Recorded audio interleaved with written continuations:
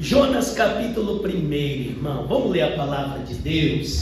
Oh, Jesus, essa palavra ela nos edifica, ela nos fortalece. Eu estava meditando na história de Jonas, irmão, e eu queria compartilhar com vocês nessa noite. Tem tudo a ver com a família, porque todas as vezes que a gente vai ler a palavra sobre Jonas, a pessoa fala, vai falar de fujão, não sei o que lá. Não é bem assim, irmão. Aqui nós temos uma palavra para a família, e é muito importante.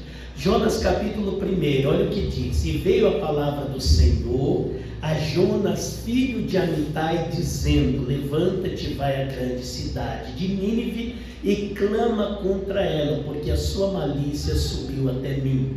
E Jonas se levantou para fugir de diante da face do Senhor para Tarse, e descendo a Jope, achou um navio que ia para Tarsis, pagou, pois, a sua passagem e desceu para dentro dele para ir com eles para Tarsis, de diante da face do Senhor. Versículo 4: mas o Senhor mandou ao mar um grande vento e fez-se no mar uma grande tempestade, e o navio estava para quebrar-se. Irmãos, o livro de Jonas é um livro tão gostoso de ler, que ele só tem 4 capítulos, irmão. 4 capítulos. Se você nunca leu um livro da Bíblia, leia o livro de Jonas, é 4 capítulos. E você vai entender a história desse profeta. Eu só vou tentar aqui lembrar vocês aquilo que a palavra de Deus ela nos ensina, irmão. A Bíblia vai dizer o quê? Que Jonas, ele recebeu uma missão, e essa missão veio de Deus. Deus disse: Jonas, levanta-te, vai até a grande cidade de Nínive e clama contra ela. Por quê? Porque a sua malícia subiu até mim. Você conhece o texto.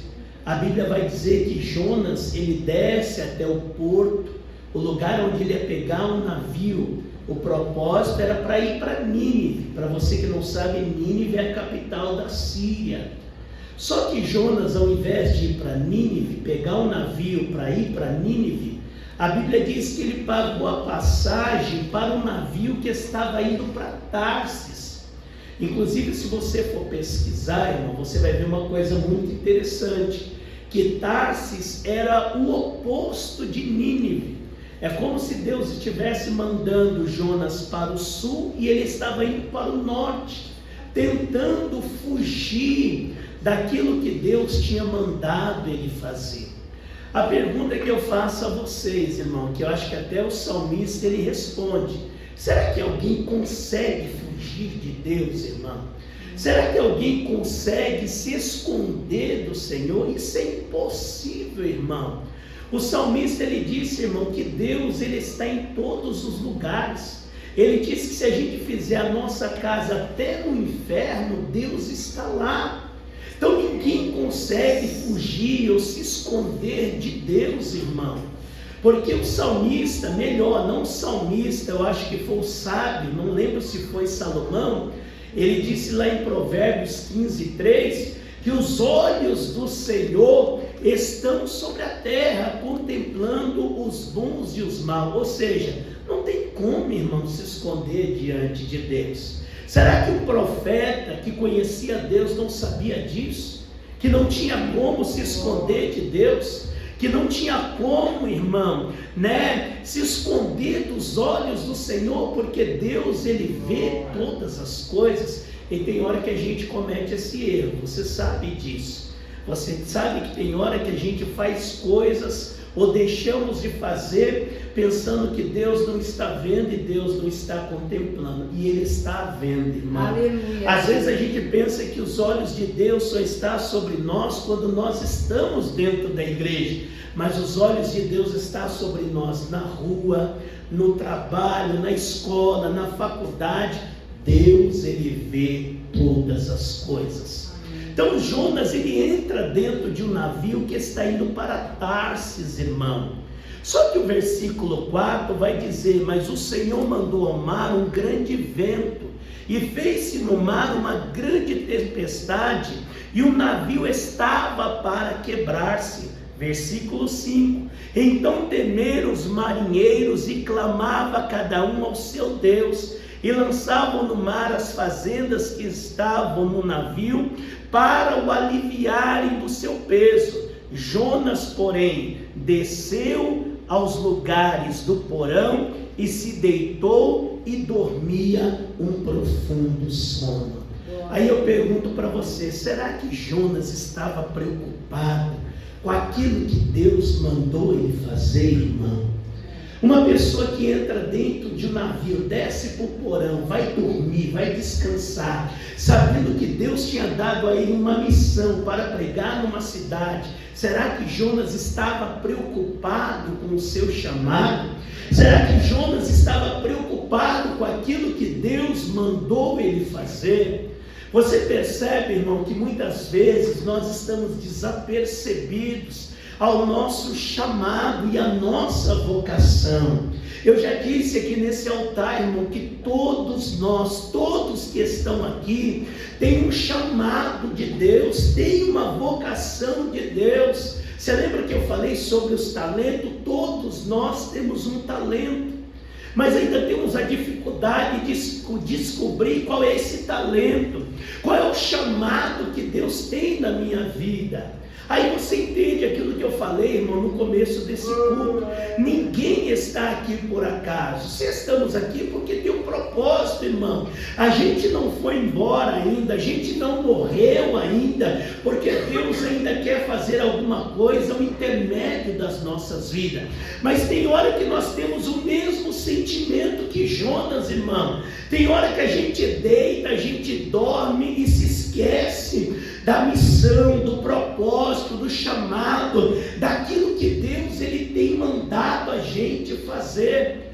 Você sabia, irmão, que tem hora a gente se coloca para Deus como inútil.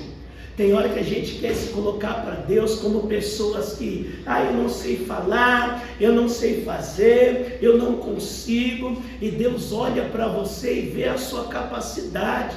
Deus ele sabe que você, mesmo com seu jeito singelo, humilde, às vezes não sabe falar, não sabe se expressar, mas Deus vê em você algo que não vê em outras pessoas.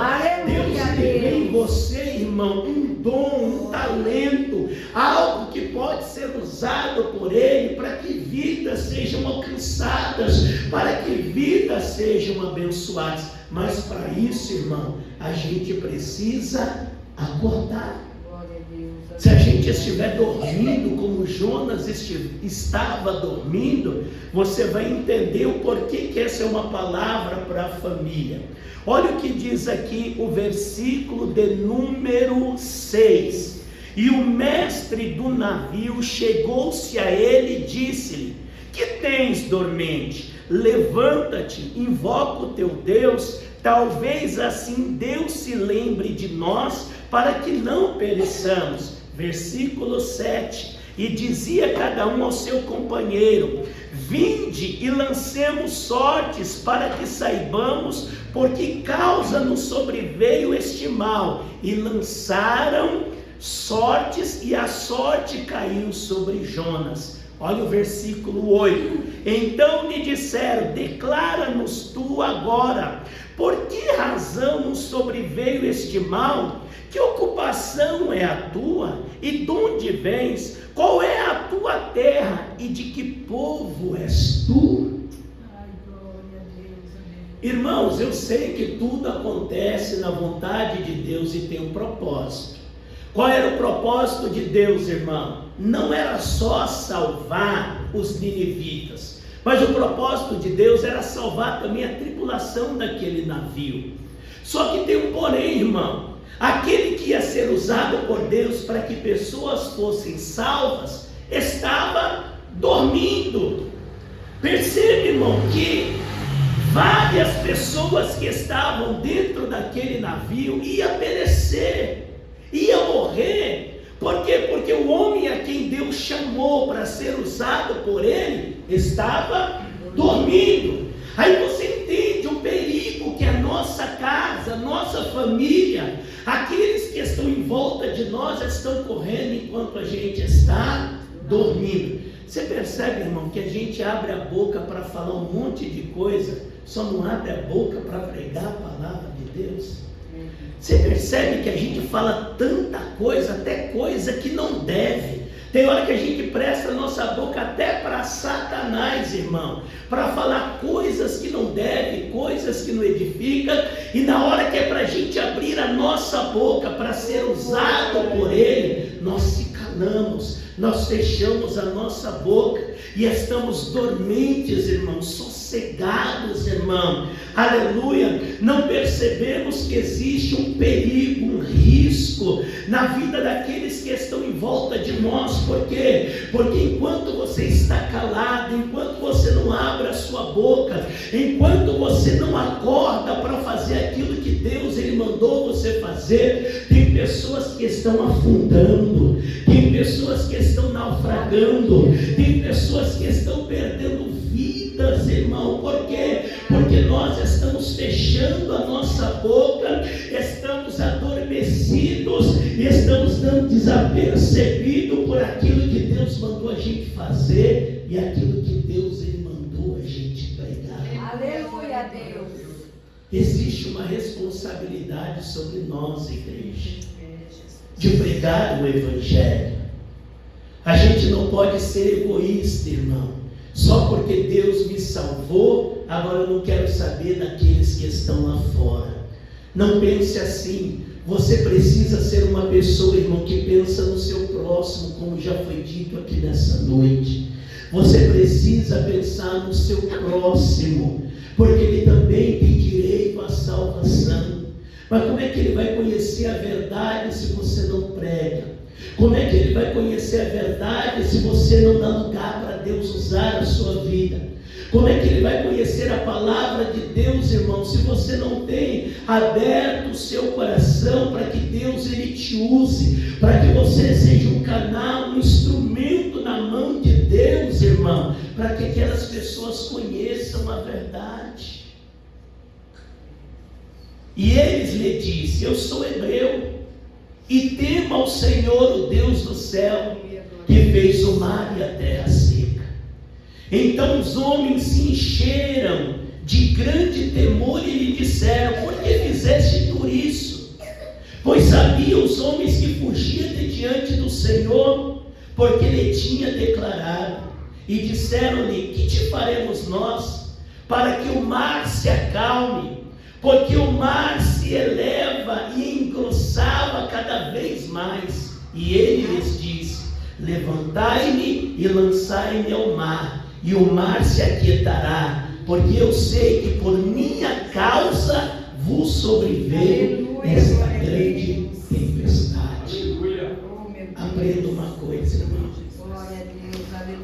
Muitas coisas que acontecem em volta daqueles que estão, muitas coisas que acontecem na nossa volta, na vida daqueles que estão aí próximo de nós, pode ser resolvido quando a gente se levantar e se colocar como um profeta, uma profetisa nas mãos de Deus. Aleluia.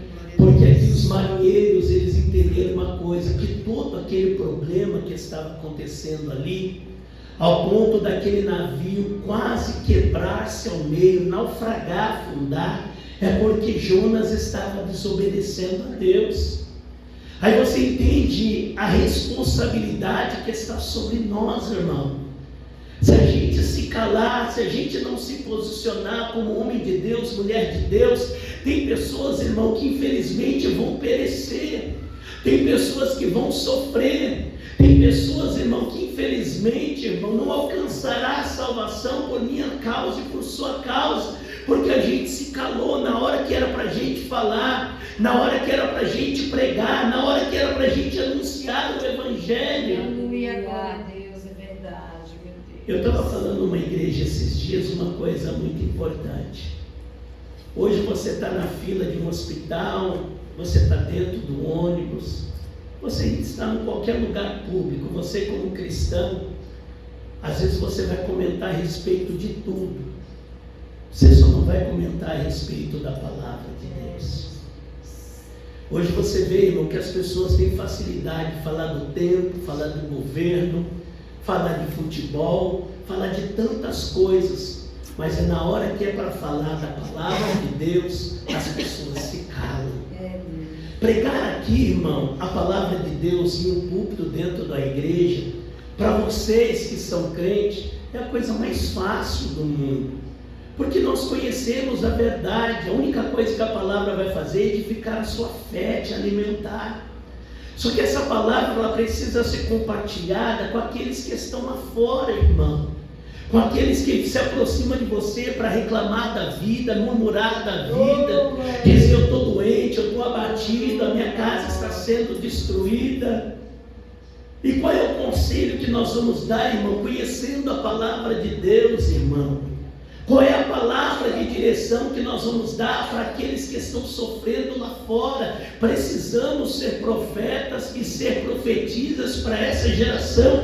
Nós temos, irmão, que estar à disposição do Evangelho, à disposição do Reino, à disposição da palavra de Deus, para que pessoas sejam alcançadas pela palavra, pelo Evangelho de Jesus Cristo. Aleluia, Deus.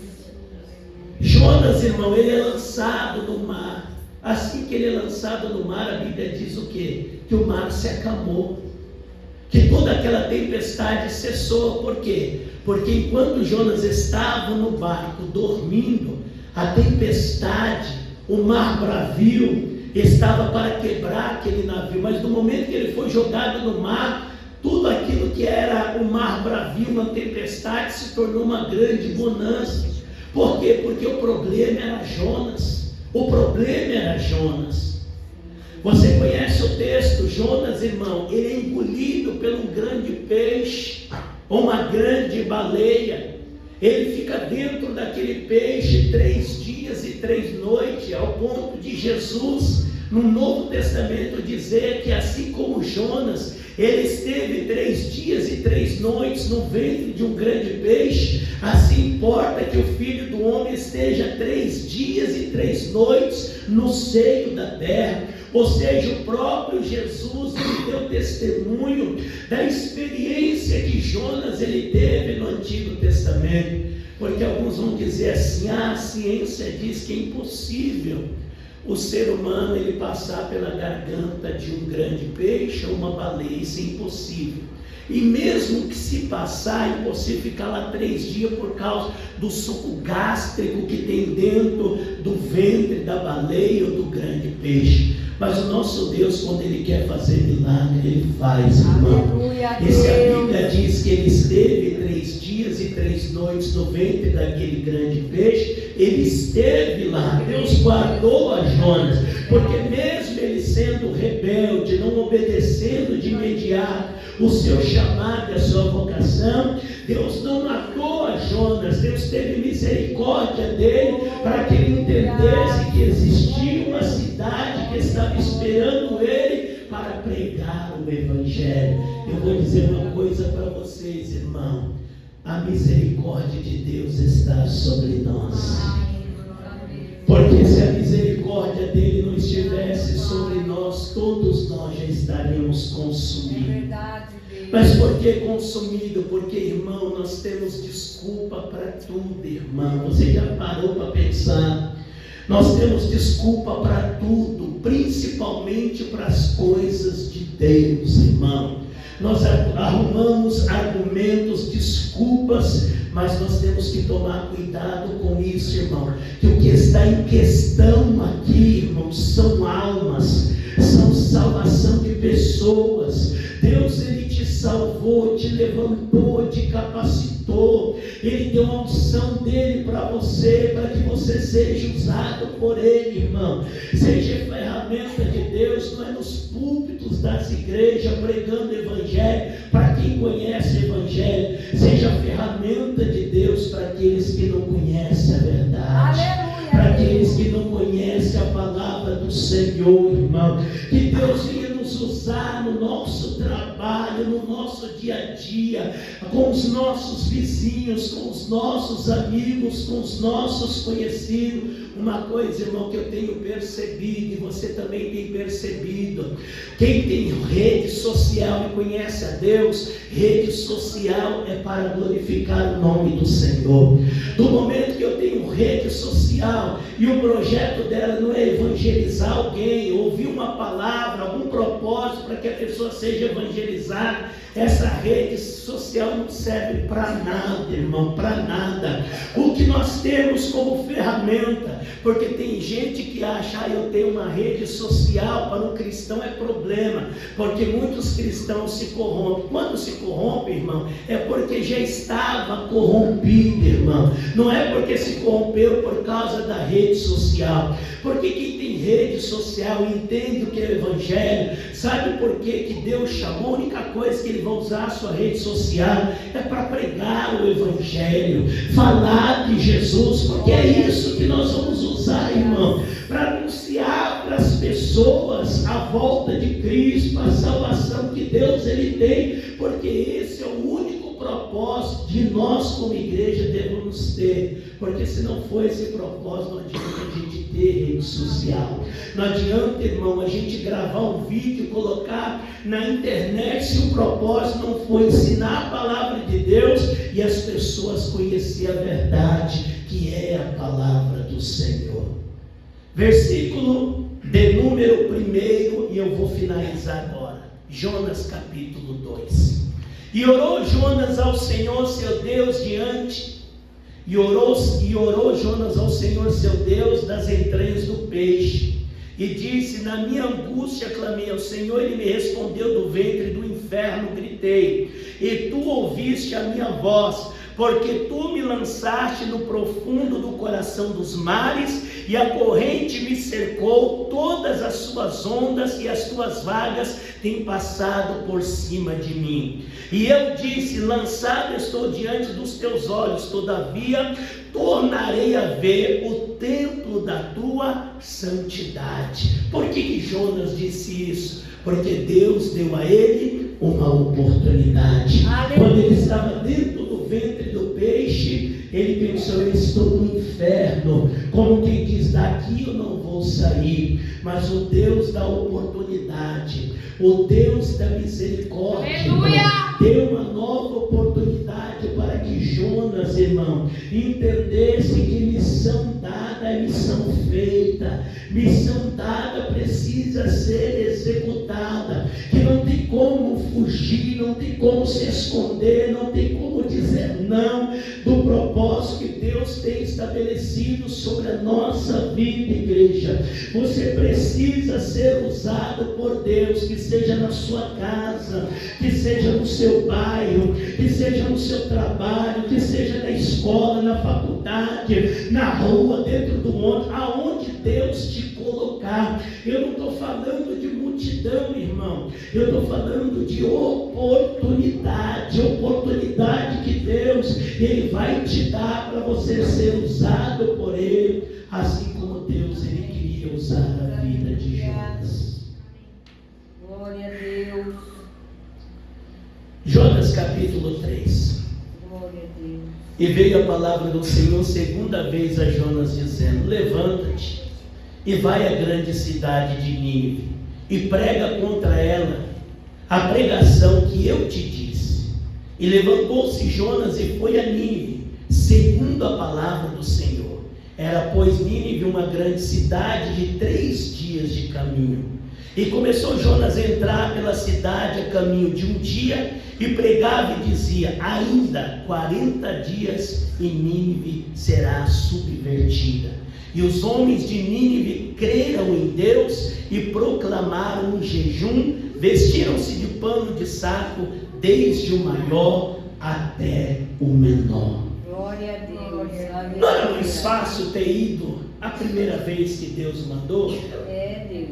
O povo de Nínive estava tão sedento por Deus, irmão, que para cruzar Nínive, a capital da Síria, a Bíblia diz que era um caminho de 3 dias. Jonas começou a pregar, dizendo: gente, se vocês não se converter, o prazo é 40 dias, Deus vai acabar com tudo. O povo, desesperado por ter ouvido falar do Deus de Jonas, começou a se converter. ao ponto de rasgar sua veste e colocar veste de pano de saco e para cinza, irmão, para humilhação, com medo de serem condenados pelo Deus de Jonas. Olha que coisa maravilhosa, irmão. Quantas vezes a gente pregou, anunciou, a pessoa até recebe, mas não permanece. Quantas vezes você pregou, você ensinou, você falou e a pessoa não quer, irmão. Isso aconteceu ao oposto de Jonas. Ele pregou, o povo recebeu a palavra, que tinha um temor, irmão, temor do Deus de Jonas. Eles tinham medo, irmão, que Deus viesse puni-los por causa do seu pecado. Aleluia, Deus. Versículo 6: porque esta palavra chegou ao rei de Nínive, e levantou-se do seu trono, e tirou de si as suas vestes, cobriu-se de pano de saco, e assentou-se sobre a cinza, e fez uma proclamação que se divulgou em Nínive por mandato do rei e dos seus grandes, dizendo: nem homem, nem animais, nem bois, nem ovelhas provém coisa alguma, nem se lhes dê pasto, nem bebam água, mas os homens, os animais estarão cobertos de pano de saco e clamarão fortemente a Deus, e se converterão cada um do seu mau caminho e da violência que há nas suas mãos. A mensagem de Jonas foi tão impactante que chegou ao ouvido do rei de Nínive, e ele disse: a partir de hoje eu vou me converter também. Essa palavra também é para mim. Eu vou proclamar um edito aqui sobre Nínive. Todos os homens agora de pano de saco, todo mundo tem que se humilhar perante o Deus de Jonas, o Deus verdadeiro. Aleluia, glória a E Deus. ele diz: isso vai servir até para os animais, até os nossos animais. Coloca na consagração, coloca também os nossos animais, aleluia, para se consagrarem diante do Deus de Jonas. Essa é a mensagem, irmão, aleluia, que nós devemos pregar, a mensagem que leva as pessoas a se converterem, não se convencerem. O que mais nós temos hoje, irmão, é pessoas convencidas do que convertidas. Essa é a grande verdade. Hoje em dia as pessoas se convencem por causa do Evangelho, porque sabem que o Evangelho pode trazer algum benefício. Porque na verdade, irmão, hoje se tornar evangélico virou moda. Antigamente ninguém queria ser evangélico, porque era taxado de crente. Hoje, irmão, quando uma pessoa fala que é evangélico, nossa, é como um modo de vida. Só que a questão é o seguinte: muitos, irmãos, foram convencidos pela palavra de Deus, mas nunca se converteram ao Evangelho de Jesus Cristo. E eu não digo por causa de tempo, porque tem gente que pode falar: eu não me converti porque eu estou uma semana, 2 meses, 1 ano dentro do Evangelho. Tem pessoas, irmão, que estão 40 anos dentro da igreja e parece que nunca aceitou Jesus como Salvador. O povo de Nínive, irmão, se converteu ao Deus de Jonas, ao ponto deles dizerem: gente, vamos entrar em estado de humilhação, porque a mensagem do profeta é: se não houver conversão em 40 dias, Deus acaba com tudo. Deus, ele acaba com tudo. Versículo 9: quem sabe se voltará a Deus e se arrependerá e se apartará do seu furor, da sua ira, de sorte que não pereçamos. E Deus viu as obras deles, como se converteram do seu mau caminho, e Deus se arrependeu do mal que tinha dito que lhes faria e não fez. Amém, Jesus. Deus viu o coração do povo ninivita, irmão. Quantas pessoas havia na cidade de Nínive nessa época? Quem sabe? Ninguém. Irmãos, terça-feira, que dia? Terça-feira. É o dia do culto do ensino. Venha, irmão, marca na sua agenda: eu preciso aprender a palavra de Deus. Quantas pessoas? Quantas? 120 mil pessoas. Você já parou para pensar, irmão? 120 mil pessoas caindo no inferno porque um profeta se calou. Porque se Deus, irmão, tivesse destruído Nínive, aquele povo ia ser punido, irmão. Aquele povo ia perder a sua salvação. Mas no momento que aquele povo se converteu, irmão, eles estavam tendo a oportunidade de serem salvos. E eram 120 mil pessoas, irmão. Presta atenção, Jonas, com a sua mensagem, ele conseguiu, irmão, trazer o arrependimento ao povo. 120 mil pessoas conseguiram voltar-se para o Deus de Jonas. Agora eu finalizo mesmo, irmão, que agora eu não posso passar. Jonas capítulo 4. Quem gosta da Bíblia está lendo comigo. Amém. Mas desgostou-se Jonas extremamente, disse, e ficou todo ressentido. E orou ao Senhor e disse: Ah, Senhor, não foi isso o que eu disse estando ainda na minha terra. Por isso me preveni, fugindo para Tarse, pois sabia que és Deus, piedoso e misericordioso, longânimo e grande em benignidade, e que te arrependes do mal. Qual foi o sentimento que Jonas ele teve, igreja? Aquele sentimento de estar indignado. Por quê? Porque Jonas queria que Deus matasse o povo ninivita. Ele falou: Senhor, sabe por que eu fugi para Tarsis, eu não vim para Nínive?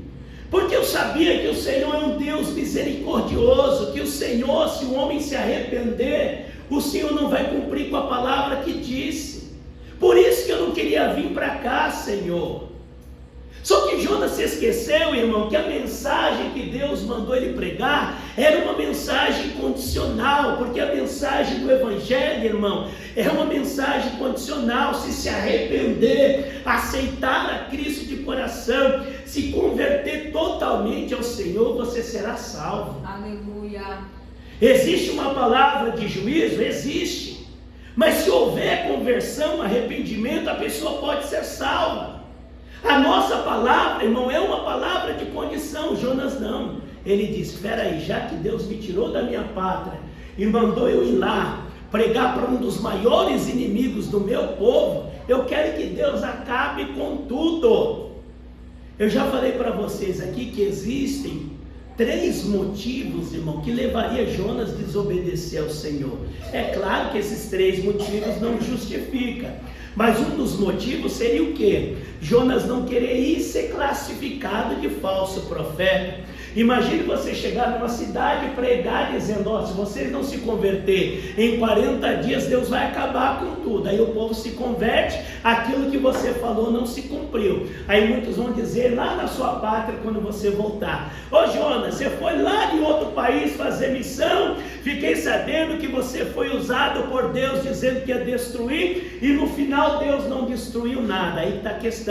A palavra de Deus era uma palavra condicional. Se houvesse arrependimento, Deus não ia destruir. Essa palavra, irmão, serve para essa geração. Essa palavra serve para aqueles que vão nos ouvir. Se você pregar, se você disser que Jesus Cristo, irmão, Ele salva, e a pessoa dá ouvido, dá crédito, se arrepender dos seus maus caminhos, aceitar a Cristo como Salvador, a alma dele não entrará em condenação. Agora, se você pregar, se você anunciar, se você disser que Jesus vai voltar, e o homem endureceu o seu coração, não quiser Deus, não quiser a salvação, não existe possibilidade de vida eterna.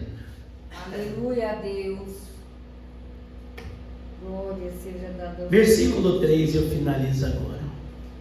Peço-te, pois, o Senhor, tira a minha alma, tira a minha vida, porque melhor é morrer do que viver. E disse o Senhor: é razoável esse teu ressentimento? Jonas ficou tão indignado que ele disse: Senhor, me mata. O que adiantou eu passar tudo que eu passei para chegar aqui e o Senhor não fazer nada?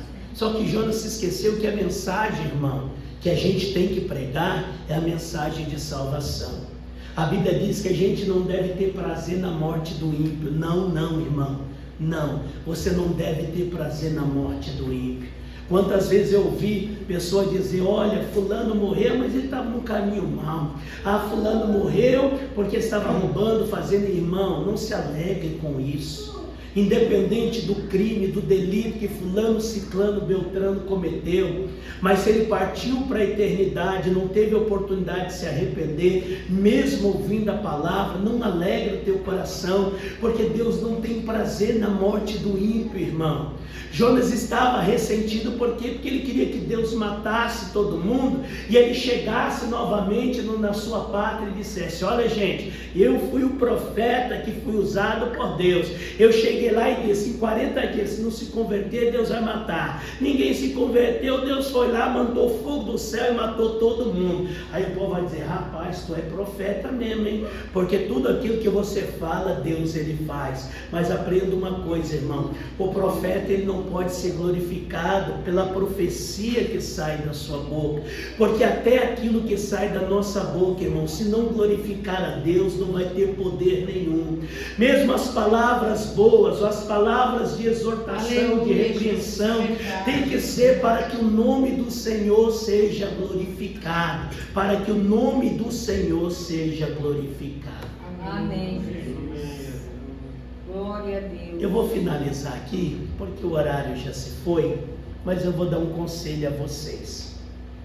Chegar na sua casa, irmão, antes de você ligar a televisão, o que você vai fazer?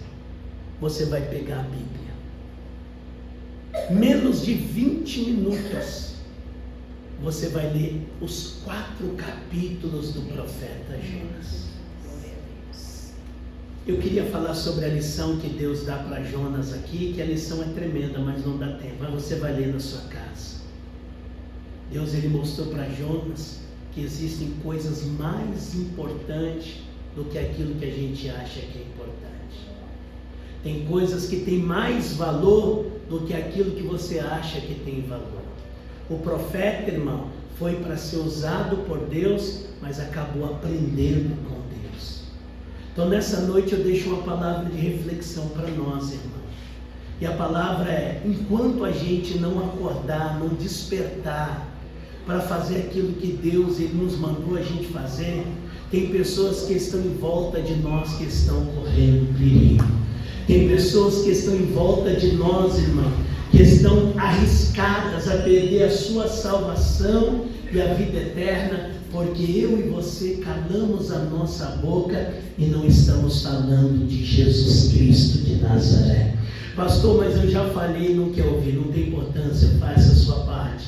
Pastor, mas eu não posso falar, tem um jeitinho, irmão. Pede estratégia, sabedoria. Seja um evangelista, seja um pregador, seja um anunciador do evangelho.